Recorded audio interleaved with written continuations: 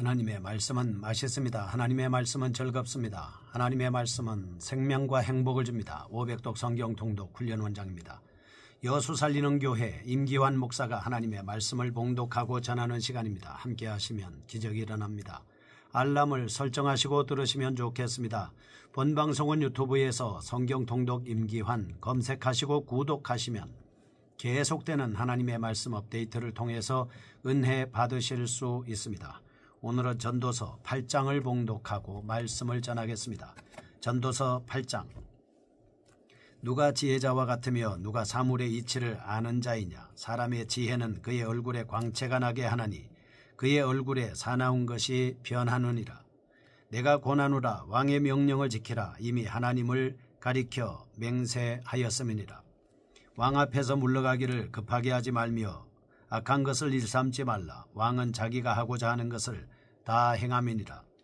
왕의 말은 권능이 있나니 누가 그에게 이르기를 왕께서 무엇을 하시나이까 할 수 있으랴. 명령을 지키는 자는 불행을 알지 못하리라. 지혜자의 마음은 때와 판단을 분별하나니 무슨 일에든지 때와 판단이 있으므로 사람에게 임하는 화가 심함이니라. 사람이 장래일을 알지 못하나니 장래일을 가르칠 자가 누구이랴. 바람을 주장하여 바람을 움직이게 할 사람도 없고 죽는 날을 주장할 사람도 없으며 전쟁할 때를 모면할 사람도 없으니 악이 그의 주민들을 건져낼 수는 없느니라. 내가 이 모든 것들을 보고 해 아래에서 행하는 모든 일을 마음에 두고 살핀즉 사람이 사람을 주장하여 해롭게 하는 때가 있도다. 그런 후에 내가 본즉 악인들은 장사 지낸 바 되어 거룩한 곳을 떠나 그들이 그렇게 행한 성읍 안에서 잊어버린 바 되었으니 이것도 헛되도다. 악한 일에 관한 징벌이 속히 실행되지 아니하므로 인생들이 악을 행하는 데 마음이 담대하도다. 죄인은 100번이나 악을 행하고도 장수하거니와 또한 내가 아노니 하나님을 경외하여 그를 경외하는 자들은 잘 될 것이요 악인은 잘되지 못하며 장수하지 못하고 그날이 그림자와 같으리니 이는 하나님을 경외하지 아니함이니라. 세상에서 행해지는 헛된 일이 있나니 곧 악인들의 행위에 따라 벌을 받는 의인들도 있고 의인들의 행위에 따라 상을 받는 악인들도 있다는 것이라. 내가 이르노니 이것도 헛되도다. 이에 내가 희락을 찬양하노니 이는 사람이 먹고 마시고 즐거워하는 것보다 더 나은 것이 해 아래에는 없음이라. 하나님이 사람을 해 아래에서 살게 하신 날 동안 수고하는 일 중에 그러한 일이 그와 함께 있을 것이니라. 내가 마음을 다하여 지혜를 알고자 하며 세상에서 행해지는 일을 보았는데 밤낮으로 자지 못하는 자도 있도다. 또 내가 하나님의 모든 행사를 살펴보니 해 아래에서 행해지는 일을 사람이 능히 알아낼 수 없도다. 사람이 아무리 애써 알아보려고 할지라도 능히 알지 못하나니 비록 지혜자가 아노라 할지라도 능히 알아내지 못하리로다. 아멘. 전도서 8장입니다. 하나님의 공의로운 도덕적 통치에 대한 말씀입니다. 하나님의 절대적 통치에 대한 신뢰가 드러나고 있습니다. 1절에서 8절은 왕에 대한 지혜자의 자세가 드러납니다. 9절에서 15절 악인의 번영과 의인의 고통에 대한 신앙적 이해가 서술됩니다. 16절과 17절 하나님의 절대주권과 인간의 유한성이 비교되고 있습니다. 이러한 내용을 통하여 전도자는 사회적 모순 속에서도 하나님의 오묘하신 섭리를 신뢰하며 생활하도록 권고하고 있습니다. 특별히 본장은 하나님의 계획이 반드시 성취된다는 사실을 강조하고 있습니다. 6절과 13절 전도자는 현재 세상의 팽배해 있는 혼란과 무질서에 대해 하나님의 궁극적인 심판이 시행된다는 점을 분명히 밝히고 있습니다. 아울러 인간은 오직 하나님의 계획과 기한을 기다리며 생활해야 한다고 강조합니다. 9절은 비록 지도자들이 자신에게 주어진 권세와 지위를 남용하여 악을 행합니다.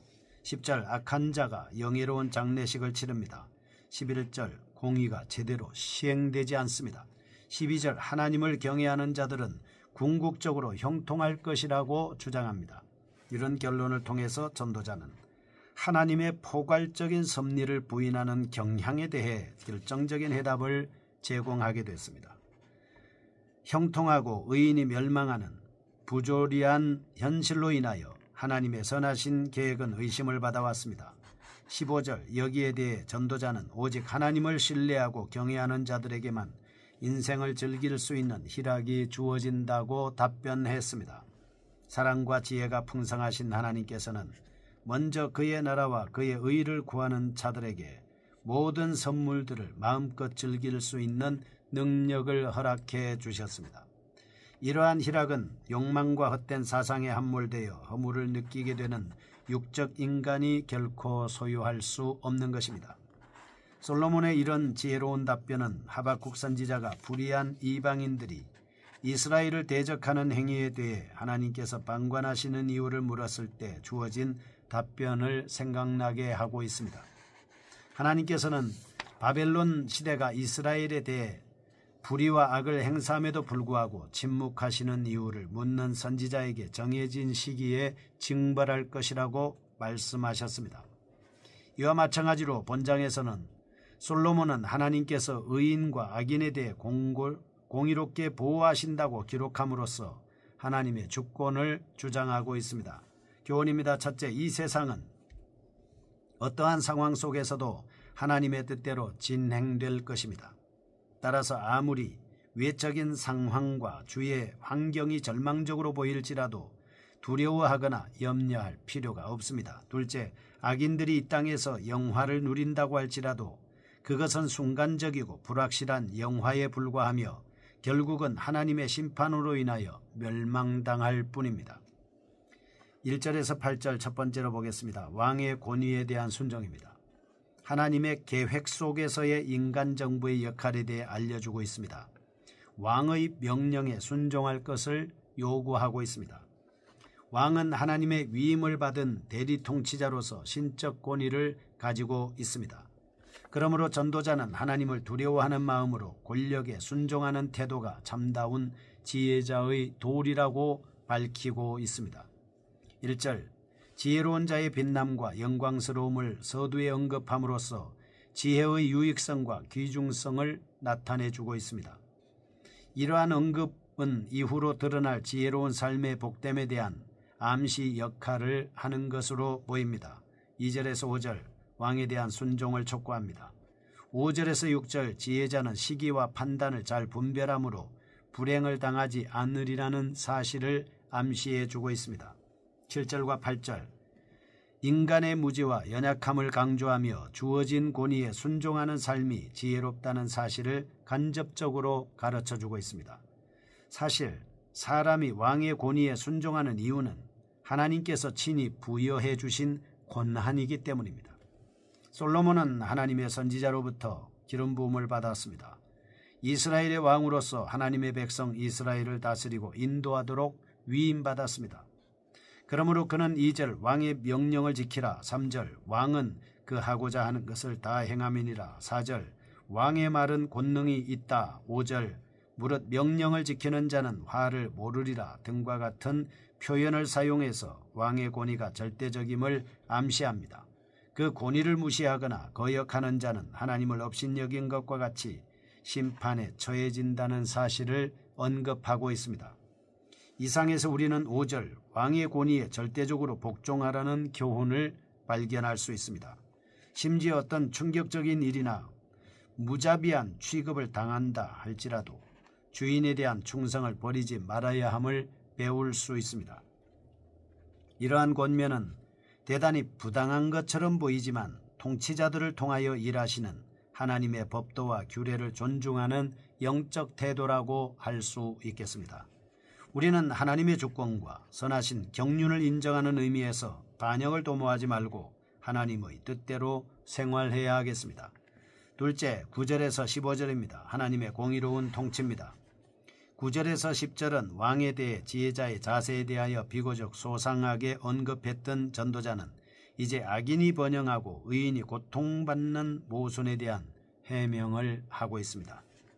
특별히 본단락은 먼저 현실의 부조리에 대해서 고발합니다. 11절과 그 이어서 악의 멸망과 정의의 승리라는 원칙론을 선언하고 있습니다. 14절 다시 현실적 모순을 반복하는 내용으로 이루어져 있습니다. 그래서 외견상 논리적 혼란이 들어있는 것처럼 보이기도 합니다. 그러나 본 대목의 일관된 중심 내용은 외적으로는 공의가 흔들리는 것처럼 보일지라도 궁극적으로는 반드시 의의가 승리하리라는 확신을 볼 수 있겠습니다. 15절. 이러한 삶은 하나님의 혜택을 즐길 수 있는 희락의 마음을 동반하게 됩니다. 사실 희락은 하나님의 가장 뛰어난 선물입니다. 하나님을 경외하는 자들에게만 주어지는 것이죠. 하나님을 떠나 자신의 욕망에 노예가 된 자들에게는 결코 인생의 소유를 진정으로 즐길 수 있는 능력이 주어지지 않습니다. 하나님께서는 바른 관계를 유지할 때 모든 물질적 선물들이 지속적인 만족의 원천이 되도록 허락하고 있습니다. 그러므로 전도자는 하나님을 경외하는 자들에게 비열한 수단에 굴복하여 헛된 그림자만을 쫓지 말고 창조주여 구속자이신 하나님께서 주시는 희락 안에 거하라고 권고하고 있는 것입니다. 이상에서 우리는 하나님을 경외하는 자들이 양심의 평안과 희락을 소유할 수 있음을 깨닫게 됩니다. 의인은 자신의 삶이 하나님의 뜻대로 계획되어 있다는 확신 속에서 생활함으로써 어떠한 외적인 고통도 능히 이겨나갈 수 있습니다. 악인들이 이 세상에서 아무리 번영한다고 할지라도 허무에 예속될 수밖에 없기 때문에 의인과 비교조차 할 수 없는 것입니다. 세 번째 16절에서 17절입니다. 하나님의 섭리의 오묘함입니다. 전도자는 인간의 모든 수고의 본질을 알고자 하는 열망을 표출해 왔습니다. 그러나 하나님의 뜻에 대해 여전히 이해할 수 없는 국면이 존재합니다. 이미 알려진 세상에서의 모든 불의와 악과 부당한 일처리에도 불구하고 인간의 수고는 하나님의 수고와 동일시되는 것입니다. 또한 하나님의 계획이 인생의 가장 세속적인 국면들에까지 영향을 미침에도 불구하고 여전히 불공평한 측면이 존재하고 있습니다.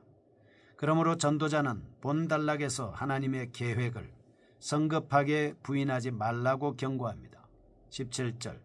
솔직한 어조로 하나님의 섭리 가운데는 아직도 해결할 수 없는 신비가 남아있다고 말합니다.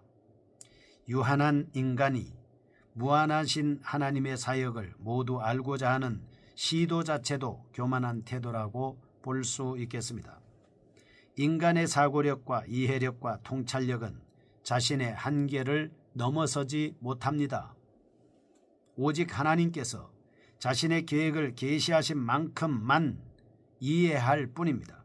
하나님이 보여주신 부분에 대해서만 우리가 알 수 있는 것이지 그 이상은 알기에 불가능하다라고 하는 것을 우리에게 가르쳐주고 있습니다.